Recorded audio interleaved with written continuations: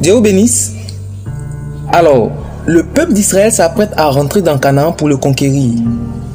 C'est ainsi que Dieu va rappeler à Josué que le pays leur a été donné et que c'est le moment d'aller en prendre possession.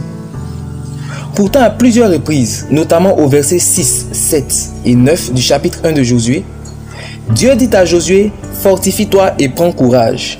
Cela n'est-il pas étrange? Pourquoi Josué doit-il se fortifier et prendre courage pour une chose qui lui a déjà été donnée?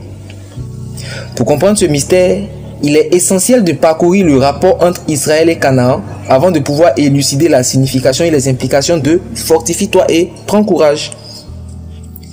Déjà, le rapport entre Israël et Canaan offre des pistes permettant de mieux saisir pourquoi se fortifier et prendre courage et qu'est-ce que cela implique. Exode 23, versets 29 à 30. « Je ne les chasserai pas en une seule fois loin de ta face. » Point de suspension. « Je les chasserai peu à peu loin de ta face jusqu'à ce que tu augmentes en nombre et que tu puisses prendre possession du pays. » On voit là que Israël est démographiquement inférieur à Canaan. Le territoire est largement plus grand que le nombre. Deutéronome 4:38. « Il a chassé devant toi des nations supérieures en nombre et en force pour te faire entrer dans leur pays. » Israël était donc militairement inférieur aux nations qu'elle devait combattre, en plus d'être numériquement inférieur aussi. Israël n'avait donc pas la force qu'il faut pour remporter la victoire.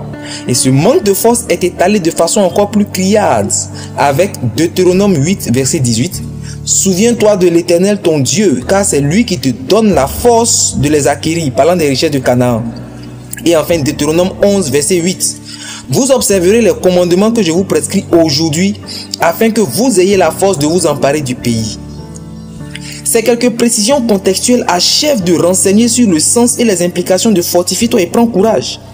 Israël est trop petit sur le plan numérique pour occuper tout Canaan. Et donc l'occupation va s'étaler dans le temps. Ensuite, Israël n'a ni la force militaire, ni le nombre et est inférieur aux nations à chasser. C'est donc la condition d'Israël au moment de la conquête qui éclaire sur fortifie-toi et prends courage. Alors je prie pour toi. Tu es peut-être petit et démuni devant les challenges qui sont devant toi, mais l'Éternel te donne de faire des exploits.